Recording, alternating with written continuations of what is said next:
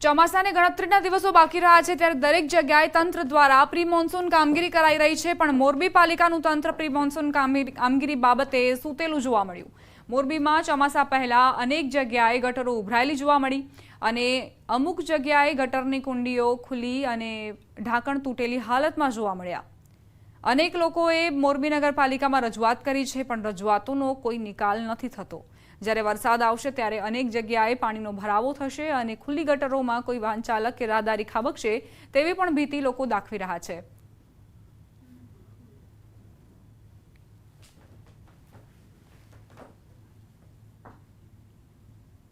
અત્યારે તમે મોરબીનો એકેય વિસ્તાર એવો બાકી નથી કે અહીંયા કણે આવી સમસ્યા ન હોય, કારણ કે આ ઢાંકણા ખુલ્લા પડ્યા છે। અત્યારે મુંબઈ સુધી વરસાદ આવી ગયો છે અને હાલ મોરબી જિલ્લામાં પણ વરસાદનું આગમન થઈ ગયું છે।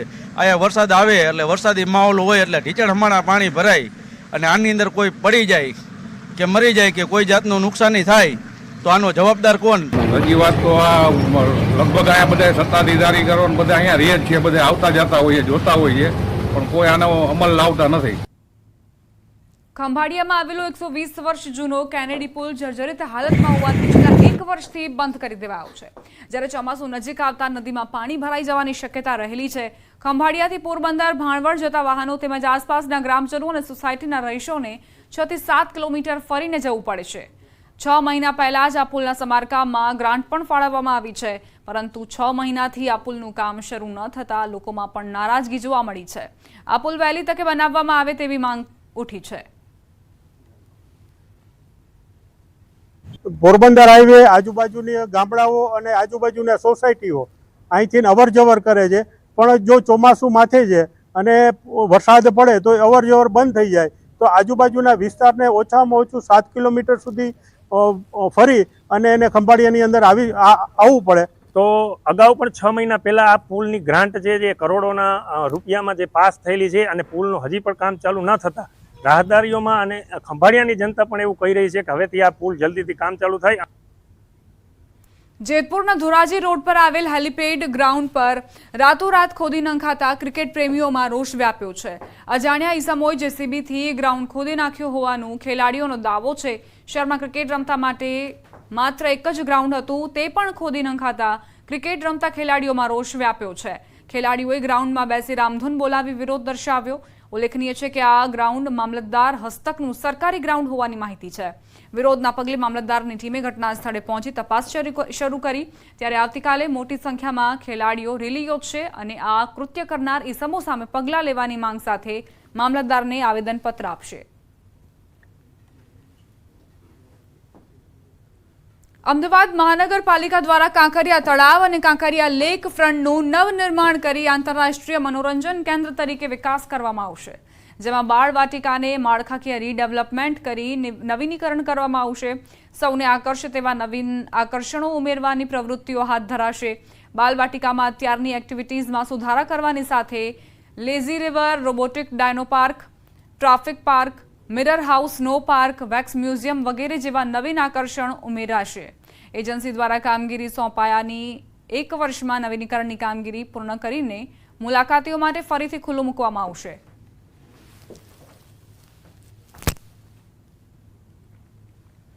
દ્વારકાના દરિયા કિનારેથી ફરી એકવાર 16 કરોડ રૂપિયાનું ડ્રગ્સ મળી આવ્યું છે। સ્થાનિક પોલીસ અને એસઓજીના પેટ્રોલિંગ દરમિયાન બિનવારસી જથ્થો મળી આવ્યો હતો। વરવાડા દરિયાઈ વિસ્તારમાંથી બિનવારસી 30 જેટલા ચરસના પેકેટ મળી આવ્યા। પોલીસે આ બોક્સની તપાસ કરતા તેમાં રહેલો પદાર્થ ચરસ હોવાનું ખુલ્યું હતું। પ્રાથમિક તપાસમાં સામે આવ્યું છે કે પોલીસ ચેકિંગ દરમિયાન હેરાફેરી કરનાર પકડાવી જવાની બીકે બિનવારસી હાલતમાં છોડી ફરાર થઈ ગયો હોવાનું સામે આવ્યું। હવે સવાલ એ છે કે પ્રતિબંધ હોવા છતાં વારંવાર કેમ આવે છે, ક્યાંથી આવે છે ચરસનો જથ્થો? શું નથી કાયદાનો કોઈ ડર કે નથી કાયદો કડક? આવા અનેક સવાલ ઉઠી રહ્યા છે।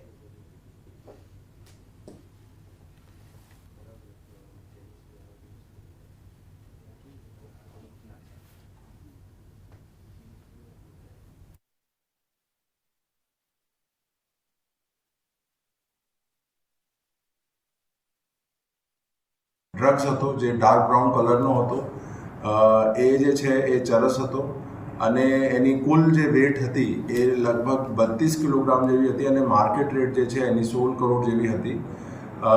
જે પ્લાસ્ટિક પેકેટ ઉપર જે છે એમાં ક્યારે અંગ્રેજીમાં અથવા તો ફારસી ભાષામાં અમુક વસ્તુઓ લખેલી હતી.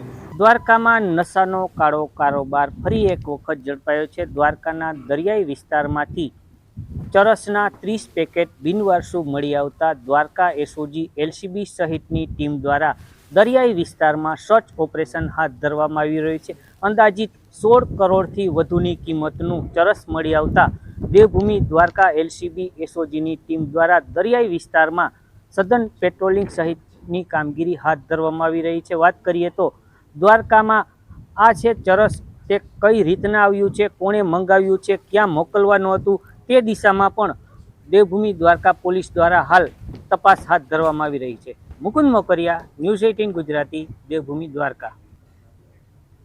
બુલેટિનમાં રોકાઈશું એક નાનકડા વિરામ માટે. આપ જોતા રહો ન્યૂઝ 18 ગુજરાતી.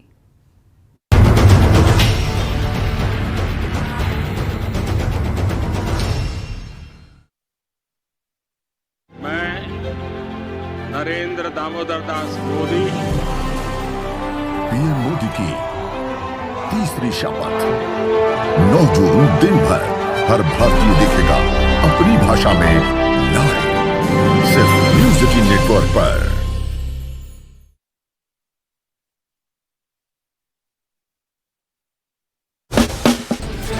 અગ્નિકાંડ બાદ પણ ગાંધીનગરનું તંત્ર ઘોર નિંદ્રામાં. સેક્ટર 21માં શાક માર્કેટ અને શોપિંગ સેન્ટરમાં નથી લાગ્યા ફાયર સેફટીના સાધનો. કોમ્પ્લેક્સમાં ખુલ્લા વીજ મીટર અને વાયરો જોવા મળ્યા. તંત્રની કાર્યવાહીને લઈને ઉઠ્યા સવાલ. અમદાવાદમાં યોજાશે ટેક્સટાઇલ લીડરશીપ કોન્ક્લેવ 2024. 15 જૂને કર્ણાવતી ક્લબમાં ટેક્સટાઇલ લીડરશીપ કોન્ક્લેવનું આયોજન. દેશના 5 સ્ટાર્ટઅપને અપાશે સ્થાન. રાજ્યભરમાંથી 700થી વધુ લોકો લેશે ભાગ. જીનિંગ, સ્પિનિંગ, વિવિધ પ્રોસેસ હાઉસ, ગાર્મેન્ટિકલ, ટેકનિકલ, ટેક્સટાઇલ લેશે ભાગ. 9 ઓગસ્ટ વિશ્વ આદિવાસી દિવસે રજાની ઘોષણા કરવા માંગ. ખેડ બ્રહ્માના ધારાસભ્ય તુષાર ચૌધરીએ મુખ્યમંત્રીને લખ્યો પત્ર. આદિવાસી સમાજ હાંસિયામાં ધકેલાઈ ગયો હોવાનો લગાવ્યો આરોપ.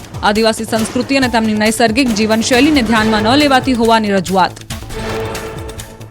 અમદાવાદમાં ડીઓએ ફાયર સેફટીને લઈને શાળાઓમાં તપાસ હાથ ધરી. ફાયર એનઓસી, ઇમરજન્સી એક્ઝિટ સહિતની ચકાસણી કરાઈ.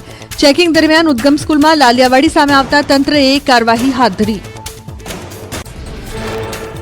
રાજકોટ અગ્નિકાંડ બાદ ફાયર બોટલના વેચાણમાં થયો વધારો. તંત્ર દ્વારા ચેકિંગ હાથ ધરાતા ફાયર બોટલનું અધધ વેચાણ થયું. ડિમાન્ડ વધતા ફાયર બોટલ ખરીદવાનું ચાલી રહ્યું છે વેટિંગ. શાળા, કોલેજ, રેસ્ટોરન્ટ અને માર્કેટમાં ડિમાન્ડ મોખરે. રાજકોટ ઘટના બાદ રાજ્યમાં 1 લાખથી વધુ ફાયર બોટલનું થયું વેચાણ. અમદાવાદમાં ગત અઠવાડિયે 25,000 ફાયર બોટલનું થયું વેચાણ. ફાયર બોટલની માંગ વધતા ભાવમાં 20% વધારો. રાજકોટના જામકંડોરણાના ગ્રામ્ય વિસ્તારમાં વાતાવરણ પલટાયું. ધોધમાર વરસાદ અને ભારે પવનના કારણે ચરેલ ગામ નજીક વૃક્ષ ધરાશાયી થયું. દળવીકાના વડાળા ગામે ભારે પવન સાથે વરસાદ પડ્યો.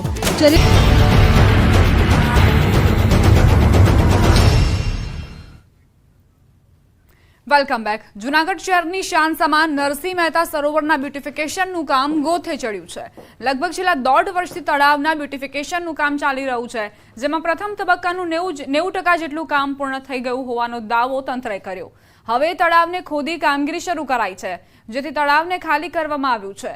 જેમાં હાલ સુધી વરસાદનું પાણી સંગ્રહ કરાતું હતું, ત્યારે હવે પાણીનો સંગ્રહનો વિકલ્પ ન રહેતા નવા ભળેલા વિસ્તાર એવા ઓજી વિસ્તારના રહીશો મૂંઝવણમાં મુકાયા છે. લોકોનું કહેવું છે કે બ્યુટિફિકેશનનું કામ ગોકળ ગતિએ ચાલી રહ્યું છે, તેમાં પણ હવે પાણીના સંગ્રહ પણ ન થઈ શકે, જેથી પાણીની તંગી સર્જાશે અને આખું વર્ષ પીવા માટે પાણી પણ નહીં મળી શકે. વેચાતું પાણી લેવું લોકો મજબૂર થશે, ત્યારે પાણીના સંગ્રહ માટે કોઈ વ્યવસ્થા કરાય તેવી માંગ ઉઠી છે. આ તળાવના બ્યુટિફિકેશનનું કામ થાય છે અને અમને વાંધો નથી, વિરોધ નથી અને ક્યારેય ન હોય, પરંતુ પહેલું કામ કરવાની જે જરૂર હતી એ જળ સંગ્રહ શક્તિ વધે એ માટે ઊંડાઈ ઉતારવાની જરૂર હતી, જે કામ ખૂબ મોડું થયું છે. માન્ય ધારાસભ્યશ્રીએ ખૂબ પ્રયત્ન કર્યા પછી એટલે કે 10 દિવસથી આ કામમાં ગતિ આવી છે. ત્યાં સુધી ફક્ત ફૂડ ઝોન અને ફૂટ ઝોનની જ પ્રક્રિયા ચાલી. ઊંડું ઉતારવાની મૂળભૂત જે આનો તળાવનો મૂળભૂત હેતુ છે એ વિસરાઈ ચૂક્યો હતો. તળાવની જળ સંગ્રહ શક્તિ વધે એ માટે એને ઊંડું કરવું ખાસ જરૂરી હતું, જે થયું નથી. એને બદલે ખાલી ફૂડ ઝોન અને ફૂડ ઝોનની જે પ્રક્રિયા 1-1.5 વર્ષથી છેલ્લે ચાલુ છે અને 20 કરોડ રૂપિયા જે એમાં ખર્ચી નાખ્યા છે. ચોમાસું અત્યારે સૌ માથે આવીને ઊભું છે એટલે આ જે કાંઈ પણ કામ થયું છે અત્યારે 20 કરોડની આજુબાજુનું એ પણ શક્યતા એવી છે કે જો ચોમાસામાં પાણી આવશે, ગયા વખતે આપણે જોયેલું કે જે રીતના પાણી આવ્યું હતું અને એવું જો ભગવાન ન કરે ને પાણી આવે અને એ તો આ બધો જ ખર્ચો ધોવાઈ જશે. તો આ મુદ્દે સ્ટેન્ડિંગ ચેરમેનનું કહેવું છે કે 60 કરોડના ખર્ચે નરસિંહ મહેતા સરોવરના બ્યુટિફિકેશનનું કામ 2 તબક્કામાં ચાલી રહ્યું છે, જેમાં પ્રથમ તબક્કાનું કામ પૂર્ણતાના આરે છે. ત્યારે પાણીના સંગ્રહ મુદ્દે દાવો કર્યો કે તળાવમાં વરસાદી પાણીનો સંગ્રહ થાય તેવી વ્યવસ્થા કરાશે, જેથી પાણીની કોઈ તંગી નહીં સર્જાય. જે તળાવનું ડેવલપમેન્ટનું કામ ચાલે છે અંતર્ગત તળાવનું ઇનલેટનું કામ હાલ પૂર્ણ થઈ ગયું છે અને તળાવનું આઉટલેટનું કામ હાલ ચાલુ છે. એટલે 10 દિવસમાં એના આઉટલેટનું કામ પૂર્ણ થઈ જશે. એટલે આ ચોમાસામાં તળાવ સંપૂર્ણ ભરી અને નવસાધ્ય કરવામાં આવશે. ગીરની વિશ્વવિખ્યાત કેસર કેરી પર છેલ્લા 5 વર્ષથી વિપરીત હવામાનનું ગ્રહણ લાગ્યું છે. છેલ્લા 5 વર્ષથી કેસર કેરીનો પાક ઘટી રહ્યો છે. ઓછું ઉત્પાદન, ઊંચા ભાવ અને કેરીની સમય મર્યાદા ટૂંકી બની છે, જેને લઈને ખેડૂતો ચિંતિત બન્યા છે. હાલ કેસર કેરીનું છેલ્લું અઠવાડિયું ચાલી રહ્યું છે અને આ ભીમ 11 બાદ કેસર કેરી ખરીદવી કઠિન બનશે. ગત વર્ષે તાલાળા મેંગો યાર્ડ ખાતે 12 લાખ બોક્સ કેસર કેરીની આવક થઈ હતી, જેનો બોક્સનો ભાવ 300 થી 500 રૂપિયા હતો, જેની સરખામણીએ આ વર્ષે એક બોક્સના 800 થી લઈને 1300 રૂપિયા સુધીના ભાવ ચાલી રહ્યા છે. મહત્વનું છે કે આ વર્ષે ખરાબ હવામાનના લીધે કેરીના ફ્લાવરિંગ ખરી પડ્યા હતા. ખેડૂતને આ વખતે ઉત્પાદન ઓછું છે એટલે કદાચ ખેડૂતને થોડી ઘણી ચિંતા હશે, કારણ કે કેરી આ વખતે બહુ મોંઘી વેચાણી છે. કેરી વેચાણી આ વખતે 400 રૂપિયાથી લઈ અને 1400 રૂપિયા સુધી કેરી વેચાણી. ગયા વર્ષે 63 દિવસ સિઝન આવેલી હતી, એને હિસાબે આ વખતે કદાચ 40-42 દિવસ સિઝન આલે એવી મારી ધારણા છે. ગયા વર્ષ કરતા ખૂબ ડિમાન્ડ છે. યુએસએ, યુકે, ગલ્ફ, કેનેડા, આરબ, સ્વિટ્ઝરલેન્ડ જેવા દેશોમાં એપીએમસી ના પ્લાન નીચે 150 ટન જેવી નિકાસ થઈ અને કુલ આખા એરિયામાંથી 500 ટન જેવી કેરીની નિકાસ થઈ ચૂકી છે અત્યાર સુધી, જે ગઈ સાલની સરખામણીમાં વધારે કહી શકાય. છેલ્લા 4 થી 5 દિવસ કેરી મળશે અને આજ ફેરે ભીમી 11 ઉપર કેરી પણ નહીં મળે અને કેરી મળશે તો એના ભાવ બમણા હશે. છોટાઉદેપુરના નસવાડી તાલુકાના પ્રાથમિક આરોગ્ય કેન્દ્રો ડોક્ટર્સ વગર ચાલી રહ્યા હોવાનું સામે આવ્યું.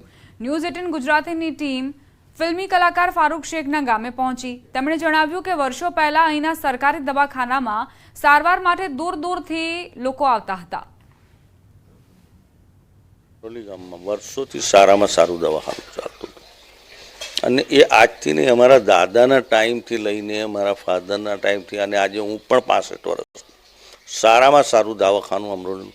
એની આજુબાજુ 40 થી 50 ગામના પેશન્ટો અહીંયા આવતા. એ પછી વચગાળામાં પરમાર સાહેબ કરીને હતા, એમની ટ્રાન્સફર થઈ ગઈ અને રિટાયર પણ થઈ ગયા.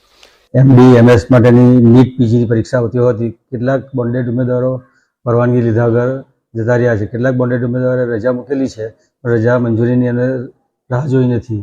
એટલે આ તબક્કે એ પરિસ્થિતિ થઈ કે જે GPSC પાસ ડૉક્ટરો છે તે જ અમારી પાસે હાજર છે. બોન્ડેડમાંથી મોટાભાગના ડૉક્ટરો મંજૂરી લીધા સિવાય રજા પર ગયા છે. દર્દીઓમાં કેવું છે, મોસ્ટ ઓફ જે દર્દીઓ આવે છે તો અહીંયા કોઈકને દવા જોઈતી હોય તો દવા તો અમારે ફાર્માસિસ્ટ કે સ્ટાફ નર્સ હોય આપી દે છે. લેબને રિલેટેડ લેબમાં જે કંઈ હોય રિપોર્ટ એ હું કરી દઉં છું. જ્યારે અમને લાગે છે કે પેશન્ટને કંઈક આગળ મોકલવા જેવું છે તો અમે પછી એમ લોકો CSCમાં ગઢબોરિયાદ કાં તો નસવાડી CSCમાં મોકલી દઈએ છીએ. છોટાઉદેપુર જિલ્લાના નસવાડી તાલુકાની અંદર 7 જેટલી પ્રાથમિક આરોગ્ય કેન્દ્ર આવેલા છે. તેમાંનું આ એક આરોગ્ય કેન્દ્ર છે. આમરોલ ગામે આપણે પહોંચ્યા છે અને આમરોલ ગામની સ્થિતિ શું છે તે જાણવાની કોશિશ કરી રહ્યા છે. મહત્વની બાબતો એ છે કે નસવાડી તાલુકાના 7 આરોગ્ય કેન્દ્ર ઉપર હાલ એક પણ તબીબ નથી. આપણે અંદરના તસવીર બતાવવાનો પ્રયત્ન કરીશું કે આજે અધધ કહી શકાય તેવી વ્યવસ્થા સાથેનું આ સરકારે કરોડોના ખર્ચે જે હોસ્પિટલ બનાવવામાં આવ્યું છે, પરંતુ તબીબ વગર શું? આમ અનેક સવાલો જે ઊભા થાય છે, કારણ કે નસવાડી તાલુકો 1 લાખની વસ્તી ધરાવતો તાલુકો છે. જો આ તાલુકામાં સરકારી હોસ્પિટલમાં એક પણ ડૉક્ટર ના હોય તો શું પરિસ્થિતિ સર્જાય? આમ તો આ જે હોસ્પિટલ છે એની અંદર એક બેનર પણ મારવામાં આવ્યું છે. આપણે બેનર બતાવવાનો પ્રયત્ન કરીશું. મે આઈ હેલ્પ યુ. શું આ હોસ્પિટલમાં કોઈ પણ જાતની હેલ્પ મળી શકે તેમ છે ખરી? ખરેખર આવા હોસ્પિટલોની અંદર આવા બોર્ડો ઉતારી લેવામાં આવે, કારણ કે કોઈ પણ ડૉક્ટર ના હોય, કોઈ જાતની સેવા ના મળતી હોય, તેમાં કઈ પ્રકારની હેલ્પ મળે.